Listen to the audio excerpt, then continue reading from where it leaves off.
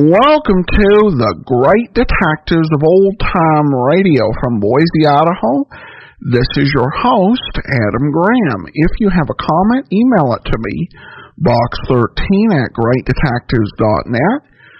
Follow us on Twitter at Radio Detectives and become one of our friends on Facebook, facebook.com/Radio Detectives. Before we do get started, I do need to let you know this program is brought to you by the financial support of our listeners.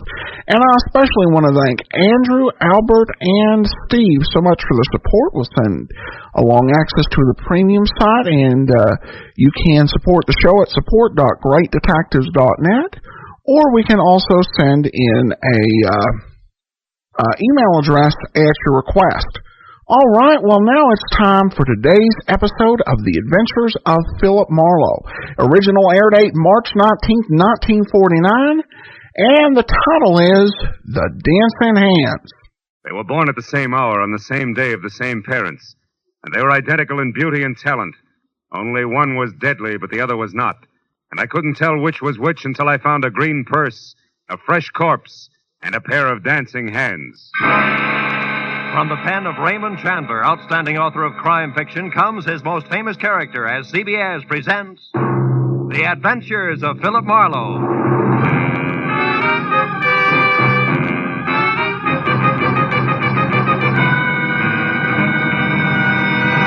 Now, with Gerald Moore, starred as Philip Marlowe, we bring you tonight's exciting story, The Dancing Hands.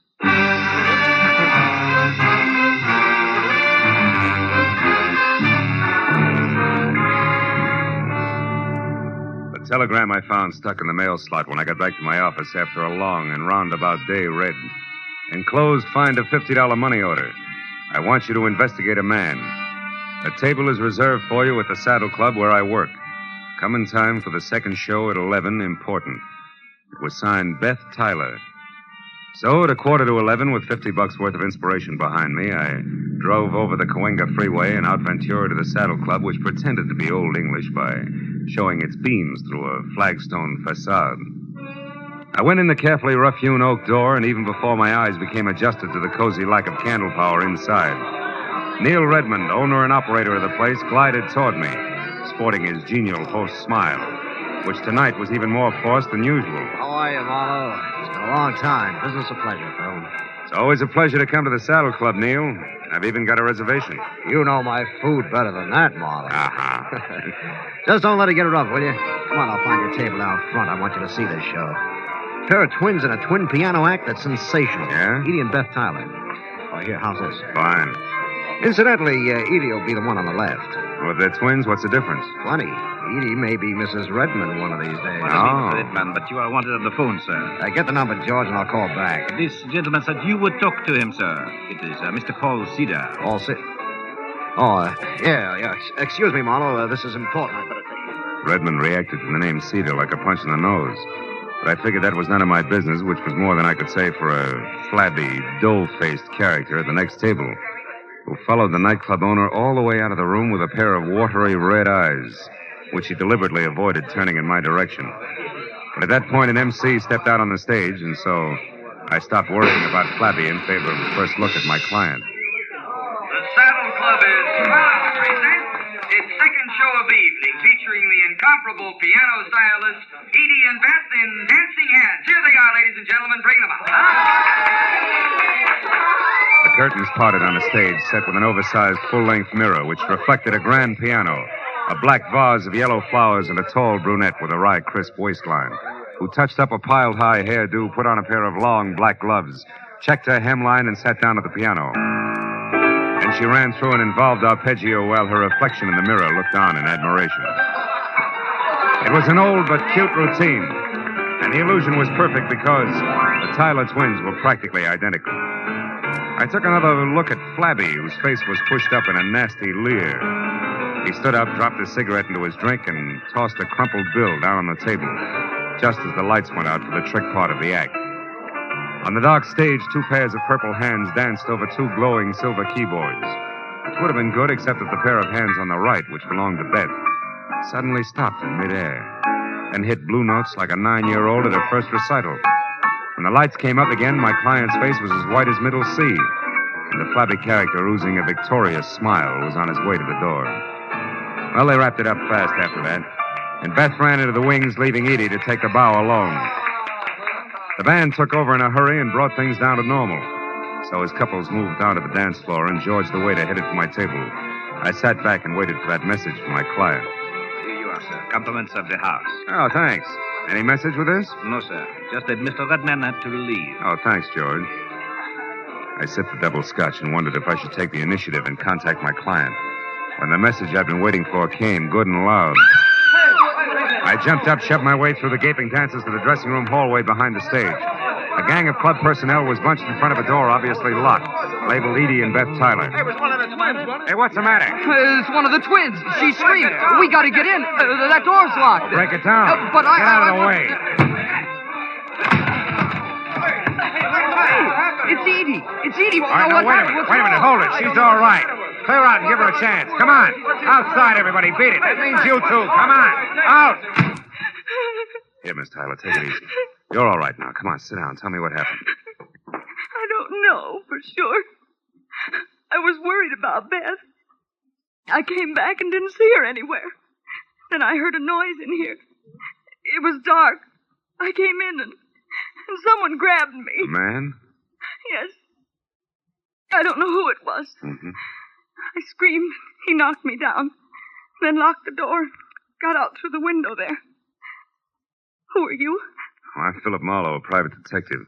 Your sister hired me to investigate a guy. I was to meet her here after your number and find out about it.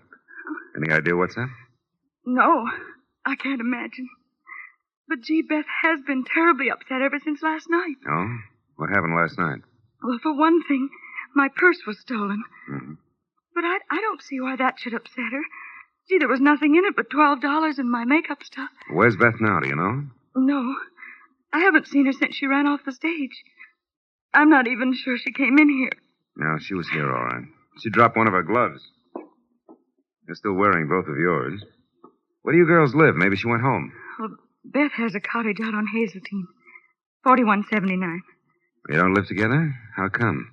Well, gee, Mr. Marlowe, just working with Beth is hard enough. She's so sarcastic. Okay, I'll wear my thick skin. One more thing, Miss Tyler. Do you happen to know where Neil went? Neil's gone? Mm-hmm. Gee, that's funny. He always stays till the place closes. Oh, he must be coming right back. I'll take a look. Then I'm going out to see your sister. Sarcasm and all.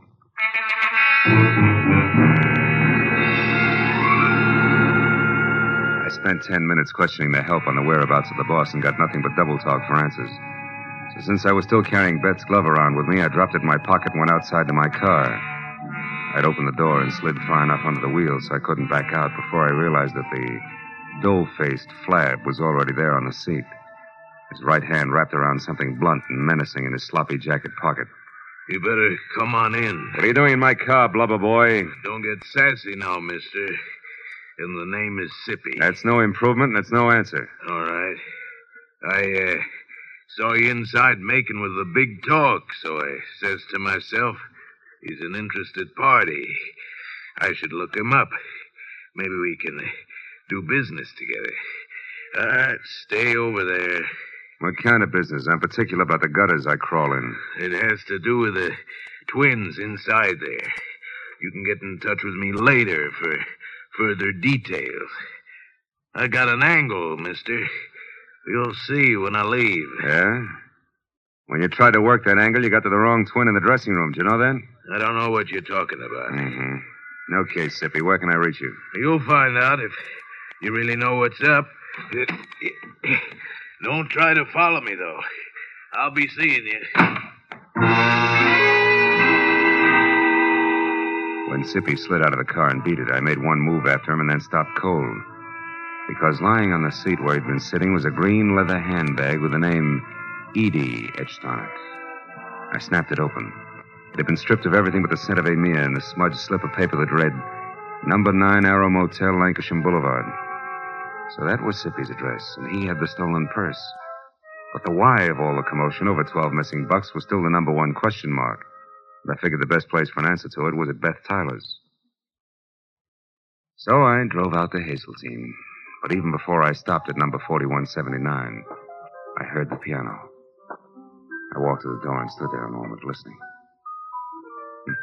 I eased it open, slipped inside. Soft, indirect lighting accented the figure of the girl at the piano. The little waves of iridescent crimson chased themselves over the smooth satin gown as she played. Glossy blue-black hair fell to her shoulders. Beside her, a burning cigarette sent a single plume of smoke into the still air. Just for a moment, I found it difficult to remember that she was my client. Oh? You're looking better, Beth. You're Philip Marlowe, I suppose. Yeah. I dropped by to return your glove, among other things. Just put it there on the table. With the other one. Where did you get it, Marlowe? In your dressing room at the club. Your sister tangled with an unidentified man who was hiding there after you left. While we were on that, why'd you shove off so fast? I was scared. How'd you know I'd find you? You're a detective. Remember? Mm-hmm. Look, if you want to burn up your retainer playing hide and seek, it's your business. Now, who's the guy you want me to check on? The flabby one who made you blow up tonight? Yeah, that's right. Why? Because I think my sweet twin sister is mixed up in something a little more serious than her usual scatterbrain escapades. And the flabby guy is in on it because he has a green purse, right? How did you know that? He left it with me. Name is Sippy. He lives at the Arrow Motel, number 9. Knows something worthwhile about this business, and he's anxious to sell it. All of which puts him a hop, skip, and a jump ahead of your detective. Now tell me, why is everybody, including Neil Redmond, all wound up over one stolen purse? What's it all about, baby? I don't know, baby. Suppose you find out and tell me. Wouldn't have anything to do with the fact that Neil loves your sister and you love Neil, would it? Marlowe, I hired you to investigate a man, not to pry into my personal affairs. You'll get more for your money if you stop holding out on me. It's my money. Besides, I'm not holding out. Believe me. I'll try. Real hard. Well, as soon as I've got something, I'll call you. Where are you going now? My retainer entitles me to know, doesn't it? Yeah, it does. First to the club to find Redmond and get his side of it, and then I'll probably drop in on our chum, Sippy, at the Arrow Motel on Lancashire. Good. I'll, keep a light in the window for you. Oh, sweet. Also keep your door locked. From the inside, baby. As I drove down the dark, winding street toward Ventura Boulevard, I caught a flash in the rearview mirror of a station wagon behind me. It looked like a tail, so I opened up. But it stayed with me. When it swung out into the left lane to pass, it suddenly cut in front of me. I jammed on the brakes as the spotlight slashed at my eyes, and when my front wheel banged against the curb, I was already half out of the car. Stop right where you are, fella. Don't come 1 inch closer, I'll drop you. I switched off the spotlight, and I saw a face the texture of a doormat over an embroidered purple shirt and orange tie. He had hand-tooled, high-heeled boots on and was topped off by a 10-quart cream-colored Stetson. But the doormat face was grim, and the silver-barreled Colt pistol in his hand looked right at home. I followed you up here from the Saddle Club. I don't know what your game is or why you're messing around and what don't concern you, but I aim to find out mighty quick, so start talking. Okay, first I resent being crowded off the road. Second, I resent a spotlight in my face. And third, I don't like pistols pointed at my stomach. So cool off, Jesse James. You're wasting your time and mine. You got it wrong there, friend. Paul Cedar don't waste his time, and you're going to find that out. Paul Cedar, huh? Yeah. Don't tell me you're all excited over a stolen purse with $12 in it. $12? Yeah. Listen, clown, there's 30 grand missing somewhere between Redmond and me, and I'm going to get it. 30,000? Yeah. Redmond's a high roller, and that's okay with me. But he lost it fair and square in my joint over in Nevada, and I've been holding his markers much too long. So if I have to chalk that dough off to experience, it's going to be a pretty unpleasant experience for a certain party. Get me? Yeah, I get you. But you're shoving the wrong way, Longhorn. Somebody's trying to make a fool out of me, bright boy, and I don't stand for that. I'm liable to shove a lot of ways, and hard. So don't get underfoot. You're sure to get stepped on. So long, dude.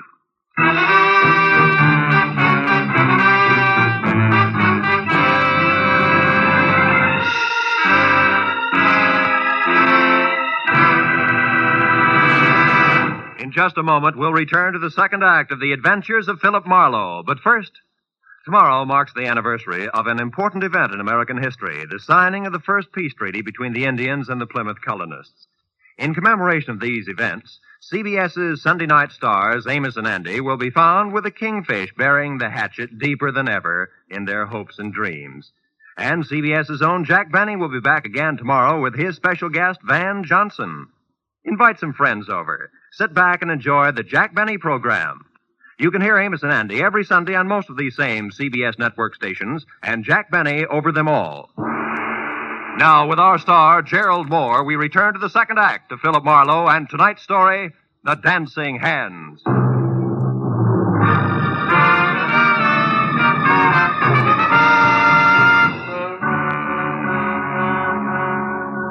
When the Texan from Nevada galloped off in his trusty station wagon, I forgot all about Neil Redmond and headed instead for Sippy and his further details at the Arrow Motel on Lancashire, where Bungalow 9 turned out to be an all-alone green and white collection of clapboard that showed light, a half-open door, and nobody home to my knock. When I tried knuckles on wood again and still got only a faint echo for reply, I stepped inside. There in the center of an ivory-white throw rug and clamoring for attention like an only child at a family reunion was a wide and wet circle of red. From there, the ugly splotches that narrowed as they got farther away trailed off until, finally, in the next room, the path ended where I expected it to. The quiet form of Skippy, sprawled over an upset chair and holding his hands tight against the red on his left side. When I got to him, he was going fast. 30 grand. A lot of dough. Didn't know I was shooting that high. And the twins. One what, Sippy? One of them. Did one of them do this?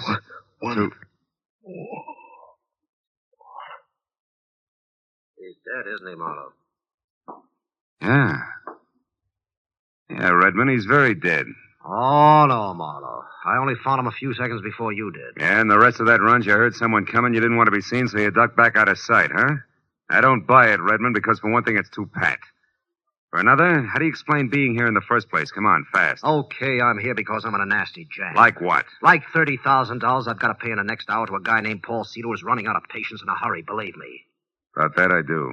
I've already met the gentleman. But right now, Redmond, we're talking about Sippy. Okay. Last night I had things to do, so I gave Edie Tyler the money for the payoff to Cedar. A couple of minutes after she stepped out of the club, somebody roughed her up and got away with her purse and the 30 grand. You're a liar, Redmond. Edie herself told me that purse only had $12 in it. How come? Simple like, Marlowe. In my business, you never yell copper too soon or too loud. It doesn't pay. Mm-hmm. Now, look, for the third time, Redmond, you and Sippy, how do you figure? I don't know. He was at the club tonight, acting funny. When he left, I got a glimpse of Edie's green purse sticking out of his topcoat pocket. Later on, I saw him run away from a car near the club, so I followed. I ended up here a couple of minutes behind him, and that, Marlowe, is the truth, I swear. Which you do at the drop of a... Hey, wait a minute. Look, if you're telling the truth, I begin to get a different picture. And by that, I specifically mean a very talented but very sly dame named Beth Tyler. Oh, no, Marlowe. Why not? Because you love Beth's sister? Face it, Redmond, it doesn't add up any other way. Sippy here couldn't have stolen that purse from Edie. If he did, he'd have taken his dough and blown, not spent his time putting out feelers. But on the other hand, if Sippy happened to see Beth take it from Edie, empty it, and toss it away, we've got another story, right? Ah. Because he wouldn't make a move until he knew how much she had gotten away with. Exactly. But there he ran into trouble because he was trying to get close to Beth, and in doing that, he got mixed up and went for Edie instead, like tonight at the club. Sure. And the dying man's words just now about one twin. To which you can add the unpleasant fact that I personally ran off at the mouth when I was up at Beth's an hour ago. So she knew where to come for Sippy. Look, Redmond, it's got to run that way. I'm sure of it. Well, maybe you're right, Phil, but right or wrong, I'm still in a jam. So if you don't have any objections, I'm going back to my club now for a last try at raising that money again before Cedar shows. You mean you're going to face him, Neil, with or without her? I've got him, Marlowe. You see, I own a fast club, all right, and I gamble a lot, too. But I don't welch on my markers, no more than I knock over flabby little guys. You know what I mean, Phil? I think so. But don't fold now, Neil, because I might still be lucky enough to catch up to Beth Tyler and your money both before your time runs out. And right now that means fast to a phone and a call to Edie, who might know which way a runaway twin would head. I'll see you, Neil. The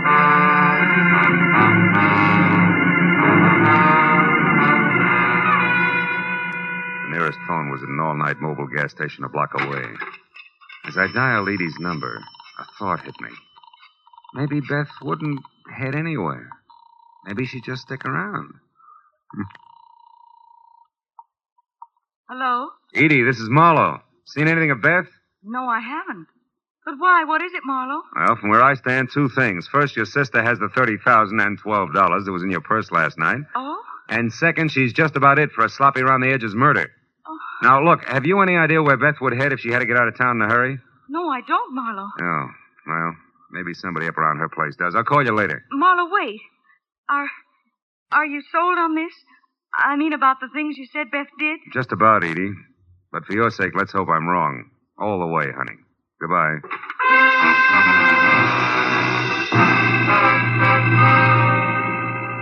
Driving fast back toward Beth's place on Hazeltine still left me enough time to think about a not-too-small detail that I'd completely overlooked. Thanks to me, the entire Los Angeles Police Department knew nothing about what was going on in and around the Saddle Club. 5 minutes later, when I'd parked away from the dock and obviously deserted number 4179, I'd walked back and around to a pair of uncurtained French doors at the side. I knew that oversight is what is generally called a blunder. But the next second, I knew it was nothing compared to the one I was making currently. If you so much as turn your head again, Marlowe, I'll kill you. Not like you did Sippy, please, Beth. I'd hate to go that way. Sippy was a mistake, Marlowe, believe me. I was rushed. So you shot and ran, huh? Yes. But I didn't run too far, because from where I stood, I could hear and see both you and Redmond and talking the whole thing over. And when you knew that we'd caught on to your act, you decided to follow me and see where I was going before you made your next move. Is that it? Exactly. Now get inside. Go on, the door's unlocked. All right. Now get over there, near that closet, and don't turn around. Why not? Afraid of the look on my face when you shoot? Shut up, Marlowe. And stop being brave.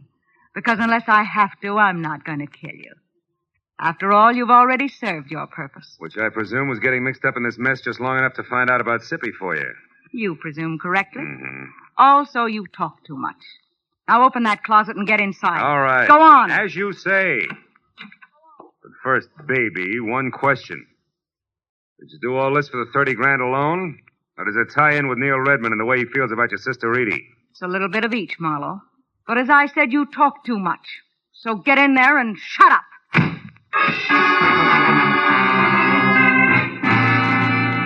Getting out of Beth Taylor's half-inch thick oak closet was like arguing with an umpire. You couldn't be subtle.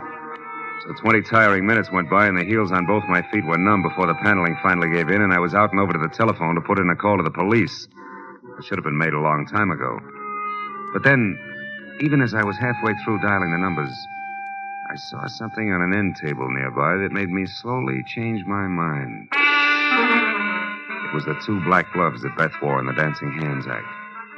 And while I stared at them like they were alive and beckoning, I thought hard for what must have been a full minute.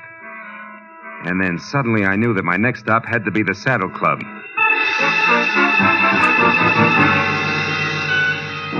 As I parked at the Saddle Club, I saw light drifting out of Neil's office, which was something I had expected. Inside, I moved along a dark hall toward what I knew would be the trio of Neil Redmond, the Nevada Texan, and Eddie Tyler. All right, Redmond. The raucous voice of Paul Cedar was anything but happy. Just how stupid do you think I am? That's Cedar, I'm telling the truth. Edie had the 30 grand, but somebody got it from her when she was on her way to you. That's a stinking lie, and you know it, Redmond. You never had the money. This whole thing's been a frame to stall me. And one way or another, I'm going to get you to admit that. No, you're not, Cedar. And if you don't drop that gun now, you're never going to do anything ever.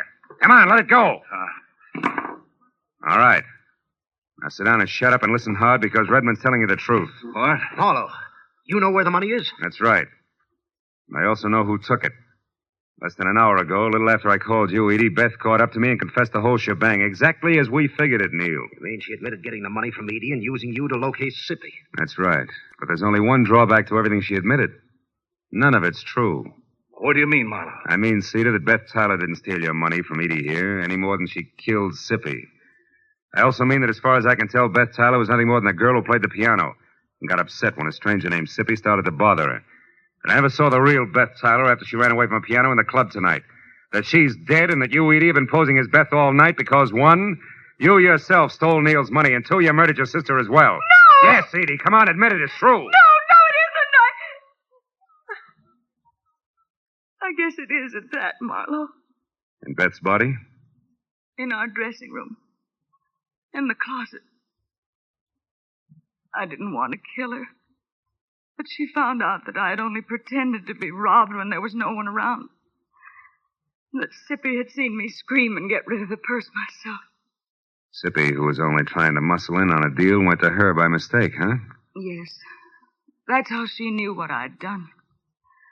When she confronted me in the dressing room just before you came in and said that she wouldn't stand by and let me do a thing like that to Neil, I lost my temper. You killed her, Edie. Yes, I did, Neil. And when Marlowe showed up after her scream, I said that someone had attacked me. And then I pretended to be both Beth and myself from there on to get out of the whole thing. And I almost did. But now I'm so sorry. Oh, no.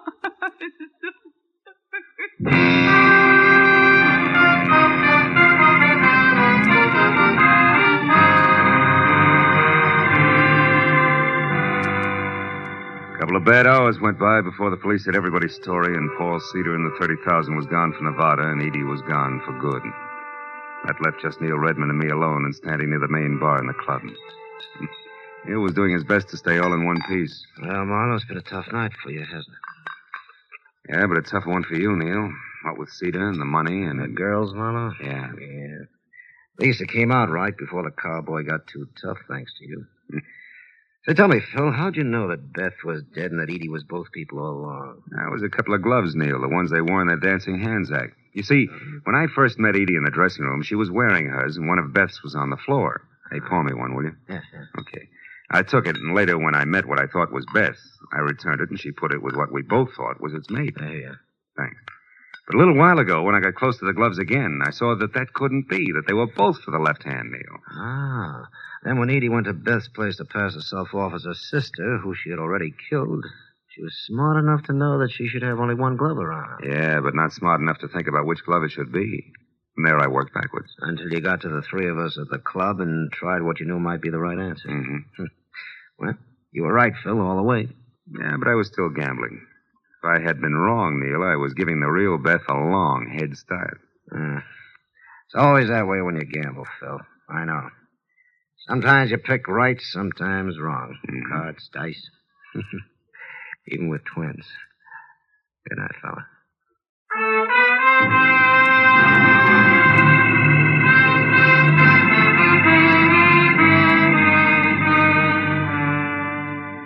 When I finally got to my car, started out of the valley and back toward Hollywood.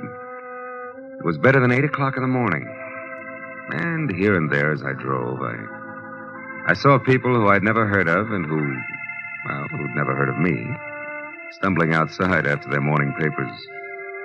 And I got to wondering what they were going to think when they read about a girl who had killed both her twin sister in a nightclub and a flabby guy in a motel who wasn't much good.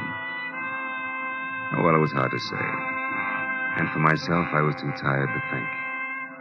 Or maybe I just didn't want to.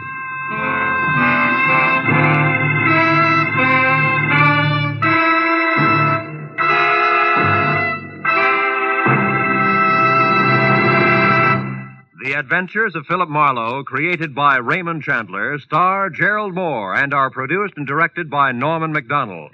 Script is by Mel Donnelly, Robert Mitchell, and Gene Levitt. Featured in the cast were Vivi Janis, Lou Krugman, Ed Begley, Paul Frees, and Bert Holland.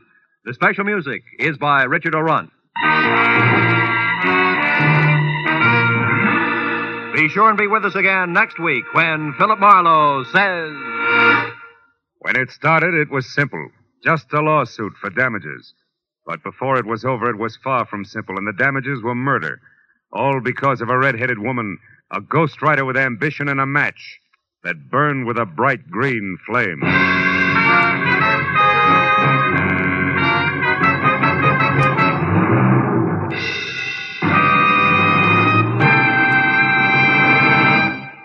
With part of its star-studded Sunday nights devoted to shows named after great personalities such as Jack Benny, Lum and Abner, and Amos and Andy, CBS also goes to famous fiction for one of the brightest, most dramatic of its Sunday galaxy, The Adventures of Sam Spade.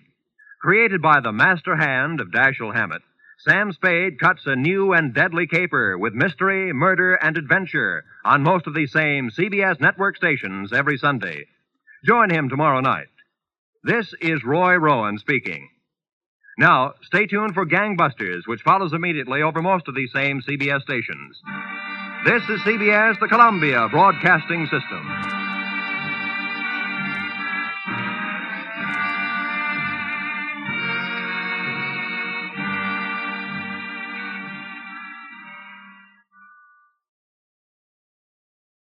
Welcome back. Well, we have a recurring theme in this story or in the series, at least over the last couple days, of people being somewhat casual about the death or turning out to be a crook of their fiancés.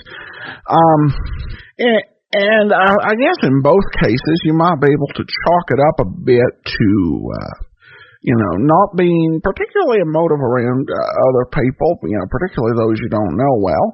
And also some relief at not actually being implicated in a crime that could have had a severe consequence. But still, a little odd. It'd be nice to see some variety in the reactions. But other than that, this is a solid episode, and I found the love clue, particularly believable. Just because, it's one of those little details that you might tend to overlook, but not Philip Marlowe, clever private eye that he is. All right, well, on to listener comments and feedback really quickly here. And I have this from Andrew, who says, Adam, I really enjoy your podcast and appreciate the time and effort you put into them. I started listening when Dragnet was the only crime mystery you did. Don't think I would have heard the others if it weren't for you. Andy from Richmond, Virginia. Well, thanks a lot, Randy. And I'm glad to expand folks' old-time radio detective horizons. And hopefully we'll continue to do that in the weeks and months ahead. Well, tomorrow it's going to be an episode of Nick Carter, and then be sure and listen to us again next Wednesday for another adventure of Philip Marlowe. In the meantime, send your comments to box13@greatdetectives.net. Follow us on Twitter at Radio Detectives, and give us a call, 208-991-4783.